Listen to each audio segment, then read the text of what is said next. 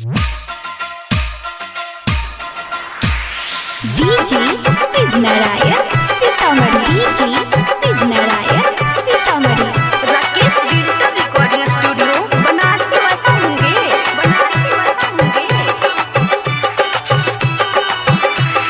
हो मॉर्निंग में जब छौरी आवे छै पढ़े, मॉर्निंग में जब छौरी आवे छै पढ़े, सभे के उड़ावे छै हो साइकिल वाली माले तिल वाली, साइकिल वाली माले तिल वाली, साइकिल वाली माले तिल वाली, साइकिल वाली माले तिल वाली। मिक्स बार Rakesh Lal Yadav. Rakesh Lal Yadav. DJ Shiv Narayan Sitamarhi. DJ Shiv Narayan Sitamarhi. Cycle वाली माले तिल वाली, साइकिल वाली माले तिल वाली। आगे आगे पल्सर पीछे अपाची, बीच में बुलेट जबरदस्त लागे रे। पेनी के टी शर्ट टाइट जींस पे देखे में छौरी बड़ी मस्त लागे रे। आगे आगे पल्सर पीछे अपाची, बीच में बुलेट जबरदस्त लागे रे।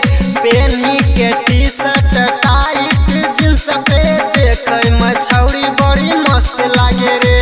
सीना पे पल्लू राखे न छौरी, सीना पे पल्लू राखे न छौरी, देखबै अपन समान। साइकिल वाली माले तिल वाली, साइकिल वाली माले तिल वाली, साइकिल वाली माले तिल वाली, साइकिल वाली माले तिल वाली। राकेश डिजिटल रिकॉर्डिंग स्टूडियो बनारसी वसा मुंगेर। बनारसी वसा Munger. DJ Shiv Narayan Sitamarhi. DJ Shiv Narayan Sitamarhi. Cycle वाली माले तिल वाली, साइकिल वाली माले तिल वाली। हाँ चले जब रहिया तहिले धरतिया, धक धक करे ओकर छतिया रे। काजल रघवानी जैसन एकर जवानी, ओकरे से मिले सूरतिया रे। चले जब रहिया तहिले धरतिया, धक धक करे ओकर छतिया रे। काजल रघवानी जैसन एकर जवानी, ओकरे से मिले सूरतिया रे।